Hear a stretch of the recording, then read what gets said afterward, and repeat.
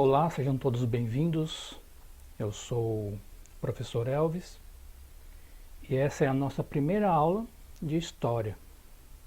Nós vamos fazer aí uma introdução aos estudos históricos, onde você vai aprender o que é a história, para que ela serve, qual a utilidade, qual o trabalho do historiador, quais as ferramentas que o historiador usa para poder desempenhar o seu papel.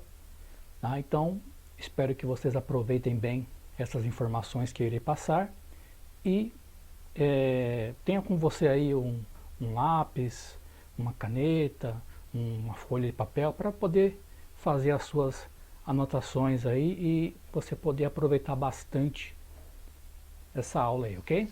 Então vamos lá. Então, o que é a história? O que ela faz? Para que serve a história? Uma das definições que eu gosto bastante de usar é essa daqui, ó. A história é uma ciência explicativa do mundo. Então a história ela explica por que o mundo é do jeito que ele é hoje. Então por que o mundo é do jeito que ele é hoje? Existe uma explicação histórica para isso. Tá? Então algo aconteceu no passado que desencadeou uma série de eventos e isso acabou, né, resultando no mundo de hoje, certo? Então, a história ela é explicativa do mundo nesse sentido aí. Uma outra definição que eu gosto bastante também é essa daqui. A história é o estudo das ações do ser humano no decorrer do tempo. A história é o estudo das ações do ser humano no decorrer do tempo, com destaque para essas duas palavras aqui, né? Ser humano. Ser humano. Para falar em história, é necessário que haja um ser humano e que esse ser humano faça alguma coisa, porque senão não tem o que estudar, não é verdade? Então, a história estuda o que o ser humano fez no decorrer do tempo. Ao símbolo da história, aliás, que é o símbolo da ciência, né, histórica. Então, para que estudar a história? Estudamos a história para ter uma compreensão do presente e para que possamos aprender com os erros do passado. Né? Eu estava fazendo umas pesquisas e a pessoa falou que não é bem assim não, que as pessoas não aprendem com os exemplos do passado porque elas acabam sempre retornando, fazendo os mesmos erros, né? Mas, na minha opinião, eu acho que não é bem assim não. Tá? A história está aí, você pode até ignorá-la se você quiser, mas os ensinamentos estão lá. Tá? Você pode seguir ou não esses ensinamentos, ok? Aristóteles vai dizer: quem não conhece a história está condenado a repeti-la.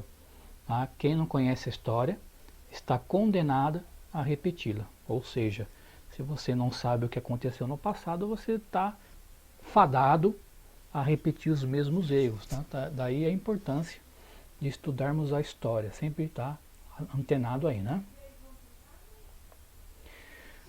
Outro detalhe, conhecer a história dos seus antepassados é conhecer a sua própria história. Tá? Quando você estuda o que aconteceu lá no seu passado, você está estudando também um pouco da sua própria história. Aquilo que aconteceu lá atrás vai influencia no que você é hoje. Okay? Eu tive uma professora na faculdade e ela dizia: olha, em história não existe se, né? Se acontecesse aquilo, ou se acontecesse isso, né? A história aconteceu da forma como aconteceu e ponto final. Mas, apesar disso, ela está correta na verdade, né? Mas, apesar disso, eu gosto de fazer uma brincadeira com os meus alunos, né?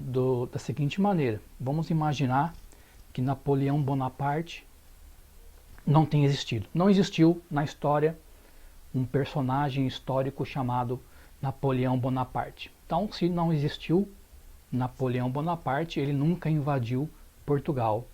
Tá? Então, a família real portuguesa não teria fugido para o Brasil, e aí a história do Brasil teria sido completamente diferente, né? Talvez tão diferente que nem eu e nem você viéssemos a nascer. Né? Então, é uma ideia interessante, um pensamento que eu acho interessante, que explica aí, né, por que a história é os acontecimentos do passado também explicam um pouco da nossa própria história. Certo? Dando continuidade aí. O conhecimento histórico, ele é produzido pelo historiador, que para isso recorre às fontes históricas. O trabalho de historiador, ele é semelhante ao trabalho de um detetive. Olha o detetive ali, ó. Né? Por quê? Porque o detetive, quando ele vai esclarecer um crime, quando ele quer saber como que um crime aconteceu, o que ele vai fazer? Ele vai juntar as pistas, né? Rastros de sangue, pegadas, bitucas de cigarro,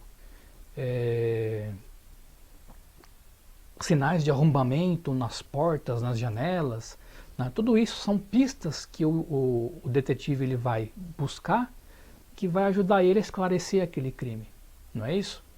Então, o historiador, o trabalho do historiador, né, ele também vai precisar dessas pistas, de reunir essas pistas, né? Só que nós chamamos essas pistas de fontes históricas. Né? E existem vários tipos de fontes históricas.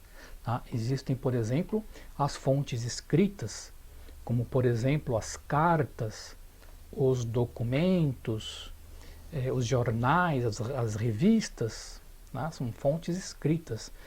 Existem também as fontes materiais, vasos, roupas, objetos em geral, né? Tudo isso são considerados fontes materiais. Há também as fontes visuais, os retratos, as fotos, obras de arte, são fontes visuais, né? E também tem as fontes orais, que são as histórias que as pessoas contam. Muitas vezes o historiador ele vai precisar fazer entrevistas, né? Entrevistar as pessoas, saber das histórias, para tentar descobrir o que aconteceu lá atrás. Então isso são considerados fontes orais, tá certo?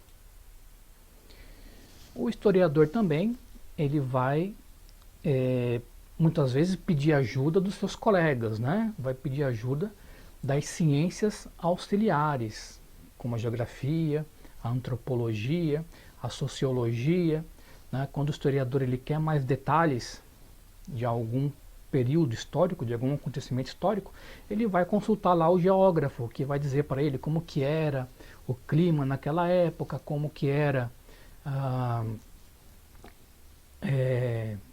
as configurações geográficas de uma determinada região, né? Então ele vai se informar melhor ali com o seu colega geógrafo. A antropologia, que estuda o ser humano, a sociologia, que estuda as sociedades, né? E dentre outras ciências auxiliares da história, a arqueologia, que vai estudar os povos antigos, também é muito interessante. Okay? Então essas são as ciências que vão auxiliar o historiador nas suas funções.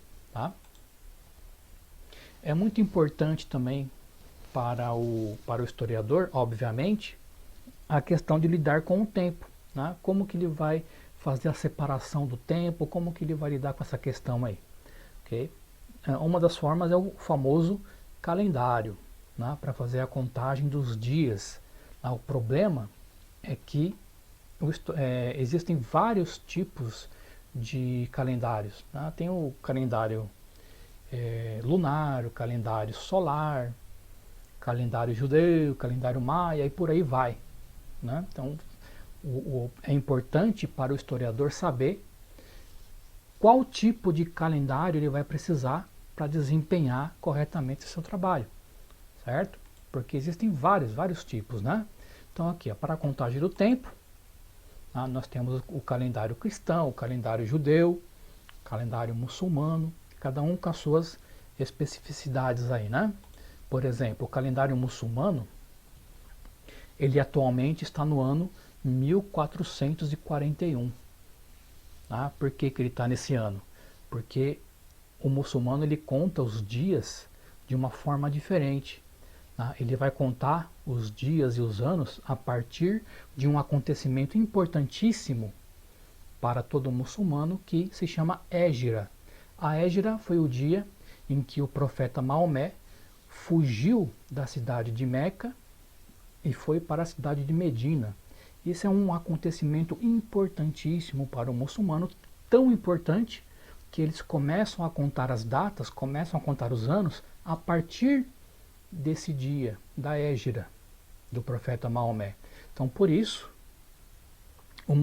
no calendário muçulmano, eles estão no ano 1441. Okay? Já o calendário judaico, os judeus eles já estão no ano 5781. Olha só que interessante. Porque eles começam a contar os anos, começam a contar os dias, desde lá da criação de Adão, que está registrada lá no Antigo Testamento, né? Para eles a Torá, né? Que é o livro sagrado dos judeus. Então, Adão, segundo os judeus, foi criado no ano 5781. Fazem 5781 anos desse evento. Eles fazem lá um cálculo baseado nas idades dos patriarcas e eles chegam a esse ano aí. Tá?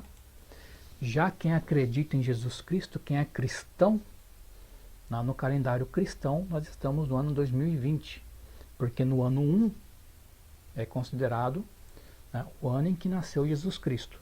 Então o cristão começa a contar os anos a partir daí. Então fazem 2020 anos do nascimento de Jesus Cristo. Quem é ocidental, o historiador ocidental, ele vai usar o calendário cristão, vai considerar o calendário cristão como o seu guia aí.